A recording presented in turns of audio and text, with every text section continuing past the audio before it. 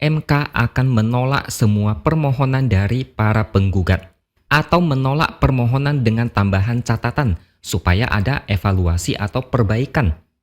Kemungkinan kedua adalah MK akan mengabulkan semua permohonan dari penggugat, yaitu mendiskualifikasi Prabowo Gibran dan memerintahkan pemilu ulang. Jadi pesertanya cuma paslon 01 dan 03. Kalau sampai ini terjadi, efeknya bakal sangat heboh.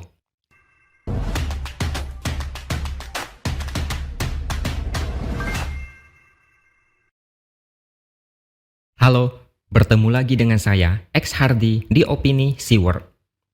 Sidang sengketa hasil Pilpres udah selesai. Jadi, kita tinggal menunggu hasil putusan dari MK pada Senin depan tanggal 22 April. Sebelum itu, akan ada sesi di mana para hakim MK mendengar kesimpulan dari berbagai pihak. Lalu, bagaimana hasil putusan MK pada Senin depan? Kali ini saya harus setuju dengan Denny Indrayana. Jika disimpulkan akan ada 4 kemungkinan dari putusan MK. Kubu dari paslon 01 dan 03 sama-sama menggugat hasil Pilpres. Tuntutan mereka mirip tapi sedikit beda. Tuntutan dari kubu paslon 01 ada 2. Yang pertama, mendiskualifikasi Prabowo Gibran, lalu melakukan pemungutan suara ulang dengan peserta hanya paslon 01 dan 03 saja. Atau yang kedua, mendiskualifikasi Gibran, lalu melakukan pemungutan suara ulang di mana Prabowo mencari cawapres pengganti Gibran. Sedangkan tuntutan dari paslon 03 hanya mendiskualifikasi Prabowo Gibran dan melakukan pemungutan suara ulang antara paslon 01 dan 03 saja. Jadi bedanya adalah tuntutan paslon 01 lebih banyak. Ada 2 tuntutan. Jadi ada 4 kemungkinan putusan dari MK terkait gugatan ini. Kemungkinan pertama adalah MK akan menolak semua permohonan dari para penggugat atau menolak permohonan dengan tambahan catatan supaya ada evaluasi atau perbaikan. Kemungkinan kedua adalah MK akan mengabulkan semua permohonan dari penggugat, yaitu mendiskualifikasi Prabowo Gibran dan memerintahkan pemilu ulang. Jadi pesertanya cuma paslon 01 dan 03. Kalau sampai ini terjadi, efeknya bakal sangat heboh. Kemungkinan ketiga adalah mengabulkan hanya sebagian gugatan. Misalnya, mendiskualifikasi Gibran, lalu memerintahkan pemilu ulang dan Prabowo harus mencari pengganti Gibran. Kemungkinan keempat, Hakim MK mengabulkan permohonan penggugat dalam skenario lain. Misalnya, kemenangan Gibran dibatalkan atau tidak sah dan tidak ada pemilu ulang sehingga terjadi kekosongan jabatan wakil presiden. Kalau ini yang terjadi, Prabowo harus mengusulkan 2 nama kandidat wakil presiden pengganti. Kemudian MPR akan menggelar sidang paripurna dalam waktu paling lambat 60 hari untuk memilih wakil presiden dari 2 calon tadi. Kalau saya tanya kepada Anda, kira-kira MK akan memutuskan yang mana? Kalau menurut saya, putusan paling aman adalah putusan nomor 1, menolak semua gugatan sehingga pemenang Pilpres 2024 tetap Prabowo Gibran.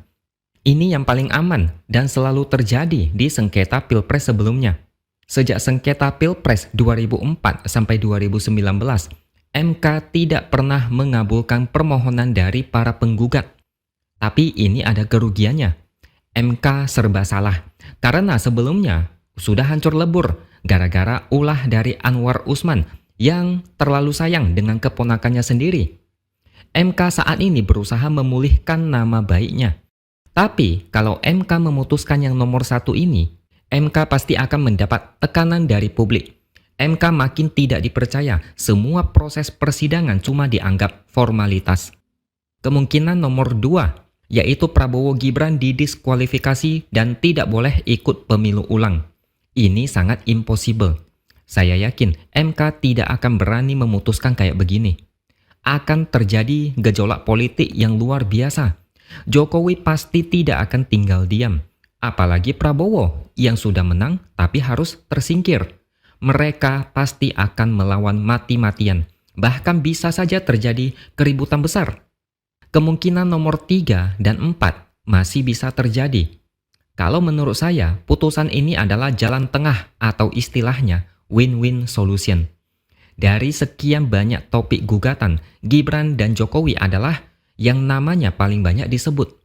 Semuanya kompak setuju kalau pencalonan Gibran bermasalah, melanggar aturan, dibantu oleh putusan MK yang kontroversi, dibantu oleh peraturan KPU yang saat itu belum diupdate. Kalau menurut saya, win-win solution paling masuk akal itu ada di nomor 4. Gibran didiskualifikasi dan Prabowo dilantik jadi presiden, kemudian dia mencari wakil presiden yang lain. Putusan ini akan membuat banyak pihak senang. Kubu paslon 01 dan 03 senang, sebagian rakyat juga senang, apalagi PDIP mungkin lebih senang lagi. Yang tidak senang cuma Jokowi dan keluarganya. Prabowo tidak rugi apapun karena dia tetap menjadi presiden, sekaligus bisa lepas dari bayang-bayang keluarga Jokowi, sekaligus posisi dia aman di Pilpres 2029. Karena ada kabar Gibran dipersiapkan menjadi presiden. Kalau dia tersingkir sekarang, Prabowo malah lebih untung. Prabowo tidak terlalu butuh Jokowi kalau sudah menjadi presiden. Ada Jokowi atau enggak, Prabowo tidak akan terlalu peduli. Contohnya, joget gemoy. Saat kampanye, Prabowo suka joget dan menggoyangkan badannya. Sekarang, joget gemoy sudah punah. Jangan harap Prabowo melakukan itu lagi sekarang. Joget udah enggak penting. Joget itu strategi politik supaya dia menang Pilpres. Demi menjadi presiden, Prabowo rela berjoget. Dan sekarang Prabowo enggak butuh lagi. Dulu Prabowo butuh Jokowi. Sekarang ada Jokowi atau enggak, Prabowo tidak rugi apapun. Kalau MK pilih putusan nomor 3, Prabowo masih belum bisa tenang karena ada pemilu ulang tanpa Gibran. Dan belum tentu Prabowo bisa menang. Prabowo mengajak Gibran karena dia tahu Jokowi efek masih sangat kuat dan Jokowi bisa mengerahkan apapun untuk membantu anaknya. Kalau diurutkan dari yang paling mungkin, maka urutannya adalah putusan nomor 1, 4, 3, dan 2. Yang nomor 1 paling mudah dan paling aman. Putusan nomor 2, 3, dan 4 itu tidak gampang. Tidak mudah membuktikan tuduhan dari penggugat. Dan juga Hakim MK harus punya keberanian dan nyali untuk memutuskan itu. Mendiskualifikasi peserta pemilu itu bukan main-main. Efeknya sangat besar. Politik bakal bergejolak. Suhu politik pasti akan mendidih. Berani enggak Hakim MK mendiskualifikasi paslon pemilu? Kalau disimpulkan, posisi Gibran masih belum aman 100%. Masih ada peluang Gibran didiskualifikasi. Tapi kita semua udah tahu, ada kekuatan besar yang tidak akan membiarkan ini terjadi. Bakal ada yang ngamuk kalau Gibran disingkirkan. Makanya saya bilang, Hakim MK apakah sudah siap untuk mengambil keputusan itu? Tidak peduli putusan seperti apa yang akan diambil MK. Kita cuma berharap MK memutuskan dengan logis, bukan karena tekanan dan intervensi dari pihak lain. Pada akhirnya, kita harus menerima apapun putusan MK nanti. Siapkan mental kalau seandainya nanti MK memilih menolak semua permohonan penggugat. Oke, sampai di sini dulu opini dari saya. Subscribe channel ini supaya makin berkembang dan jangan lupa tuliskan komentar Anda.